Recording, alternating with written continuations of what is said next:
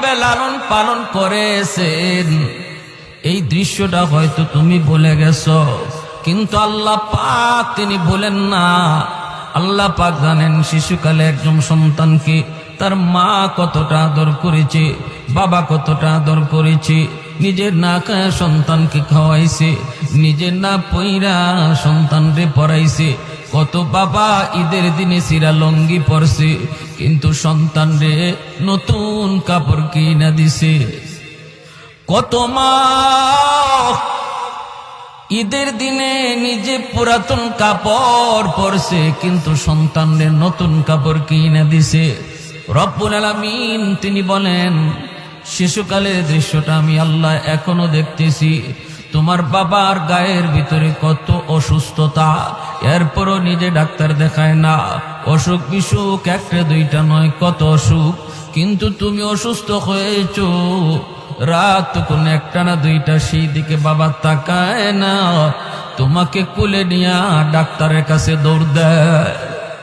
বাজারে গেছে, বাবার পকেটে টাকা নাই রে যুবক, বাবার পকেটে টাকা নাই। কিন্তু বাড়িতে আসার আগেই মাথার ভিতরে চিন্তা, আমি ঘরে ঢুকলে পরে আমার সন্তান বলবে আব্বু কি আনছো, আমি তখন কি দিব কি দিব। এই চিন্তা করে কত বাবা মানুষের কাছ থেকে ধার করে ঋণ করে করে তোমার আমার জন্য কিছু নিয়ে আসছি। আল্লাহ পাক রব্বুল আলামিন বলেন তুমি যখন আমি আল্লাহর কাছে বাপ মার জন্য দোয়া চাইবা, তখন আমাকে ইয়াদ করায় দিও। আমাকে বইল মালিক শিশুকালে আমার আম্মা আমার আব্বা যেইভাবে আমাকে মায়া করছেন, আল্লাহ কবরেও তুমি ওইভাবে মায়া কইর। আমাকে ইয়াদ করে দিও, আমাকে ইয়াদ করে দিও। আমি আল্লাহর তো ইয়াদ আছি, আমি শুনতে চাই তোমার মুখ থেকে কথা। এজন্য আল্লাহ নবী রহমতের নবী বলেন এ দুনিয়ার সন্তানের দল, বাবাকে চোখে দেখি নাই, মার খেদমত করার সুযোগ পাই নাই। সাহাবায়ে কেরামদেরকে নিয়ে জিরানা নামক জায়গার ভিতরে নবীজি বসা। হঠাৎ করে সাহাবায়ে কেরাম দেখেন আমার আপনার নবী দৌড় শুরু করলেন। তাকা দেখেন একজন বৃদ্ধা মহিলা লাঠিতে বর দিয়া মায়ের নবীর দিকে আসে। আর ওই মহিলাকে আগায়া আনার জন্য রহমতের নবী দু জাহানের সর্দার, যিনি কারো সম্মানে দাঁড়ান না, তার সম্মানে সবাই দাঁড়ায় যায়, সেই নবী বসা থেকে দাঁড়ালেন। শুধু দাঁড়ালেন তা না, ওই বৃদ্ধা মহিলার সম্মানে নবী দৌড় শুরু করে দিলেন। আর বলতেছেন মা মা তুমি নবুয়তি চাদরে বসে যাও। সাহাবীরা জিজ্ঞেস করে গো নবী কি তার করবা? তোমার এক নাম্বার ডিউটি হলো নামাজ পড়ার পর সাথে সাথে মুনাজাত উঠাও, রব্বির হামহুমা কামা রাব্বায়ানি সগীরা বলো। নামাজের আগেও তুমি হাঁটতেছো, মার কতিয়াত হয়েছে, নামাজ ছাড়ো তুমি বলো রব্বির হামহুমা কামা রাব্বায়ানি সগীরা। কোরআন হাদিসের কথা যারা শুনে, যে যুবকগুলি কোরআনের কথাগুলি দিল দিয়া গ্রহণ করে, এই যুবক কোনো দিন মার কবর দেখা বাবার কবর দেখা গান গাইবে না, বরং বাপ মার কবর দেখা মাত্রই সাথে সাথে এই দোয়া করবে।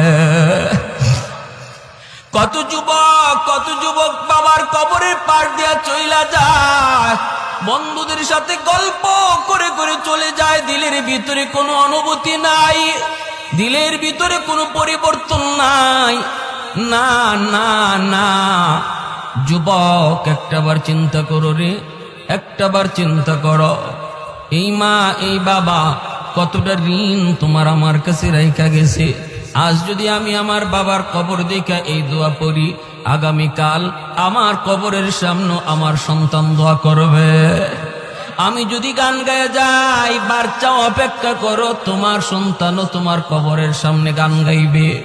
এজন্য বলি না না যুবক, নবী বলেন যখনই ইয়াদ হয় তখনই তুমি এই দোয়াটা পড়ো, রব্বির হামহুমা কামা রব্বায়ানি সগীরা, রব্বির হামহুমা কামা রব্বায়ানি সগীরা। পড়ব না সবাই ইনশাআল্লাহ? সবাই এই দোয়াটা পড়ব। ইমাম সাহেব যখন পড়ে তখন আমিও জবানে জবানে বলবো, শুধু আমিন বলবো তা না, যখনই ইমাম সাহেব বলবে রব্বির হামহুমা, আপনি আমিও জবানে জবানে বলবো রব্বির হামহুমা, জবানে জবানে দোয়াটা পড়ব। না না, শুধু আমিন বইলেই শেষ না, নিজের জবানেও বলবো ইনশাআল্লাহ। ভাইয়েরা বন্ধুরা, করাচির হযরত হাকিম আক্তার সাহেব রাহিমাহুল্লাহ, আল্লাহর বহুত বড় ওলি, করাচির মসজিদে নামাজ পড়েন। হঠাৎ করে দেখেন একজন যুবক বড় সুন্দর করে নামাজ আদায় করলো, ডান হাত তার কাপড় দিয়ে পেঁচানো। নামাজ শেষ হলে পরে আল্লাহর ওলি যুবককে ডাক দিলেন, যুবক বড় সুন্দর করে নামাজ পড়েছো, কিন্তু তোমার ডান হাত কাপড় দিয়ে পেঁচানো কেন? যুবক বলতেছে, ও আল্লাহর ওলি, এই করুণ ইতিহাস, আমি আমার মায়ের গর্ভে একমাত্র সন্তান, আমার মার সাথে বেয়াদবি করার কারণে আমার হাতের মধ্যে পচন দেখা দিয়েছে। পচন, এই পচন ভালো হয় না। আল্লাহর ওলি বলেন, কেন তুমি কি ডাক্তার দেখাও না? ভারত পাকিস্তানের সব ডাক্তার দেখানো শেষ, কেউ রোগ ধরতে পারে না। ডাক্তার বলে, আমরা তো বুঝি না কেন তোমার পচন ভালো হয় না, বরং উপরের দিকে উঠে উপরের দিকে উঠে। আমি বলেছি, ডাক্তার তোমরা আমার রোগ ধরতে পারো না, কিন্তু আমি নিজে আমার রোগ ধরে ফেলেছি। আমার আগুন লাগছে আসমানে, তোমরা পানি দিতেছ জমিনে, এই আগুন কোনো দিন নিভবে না। মার সাথে বেয়াদবি করেছি, মার সাথে বেয়াদবি করেছি, বউয়ের কোথায় মার গায়ে হাত উঠায় ফেলছি, নাউজুবিল্লাহ। যেই মাত্র মার গায়ে হাত উঠেছি, মা হাও মাও করে কান্না করে আর করে, বাবা আজকে তুই বউয়ের কোথায় আমি মার গায়ে হাত উঠে দিলি, একবারও চিন্তা করলি না এই হাতটা মা চুমায়া চুমায়া বড় করছি। তোর বাবা নাই, জন্মের কিছুদিন পরে তোর বাবা মারা গেলেন, তোর মুখের দিকে তাকাইয়া জীবন যৌবন শেষ করে দিলাম, অন্যত্র বিয়ে বসলাম না। আজকে তুই তোর বউয়ের কথায় আমি মার গায়ে বোঝে তুই হাত উঠায় দিলি, তাহলে ঠিক আছে, আল্লাহ যেন তোর এই হাত পছায়া দেয়, নাউজুবিল্লাহ। তুই যেন আমার জানাজার নামাজ পড়তে না পারো। যুবক বলতেছে, ও আল্লাহর ওলি, মা এই পদ্ম দেওয়া মাত্রই আমি টের পাইছি আমার পায়ের জমিন কাইপা উঠছে। অফিসে গেলাম, কিছুদিন পরেই মার মৃত্যু সংবাদ। বাড়িতে আসার জন্য রওনা দিলাম, কিন্তু রাস্তায় এত সমস্যা হয়েছে অন্য কোনোদিন হয় না। গ্রামে পৌঁছতে পৌঁছতে মার জানাজা গ্রামবাসী পড়ে ফেলেছে। আমি এসে হাউমাউ করে কান্না করি।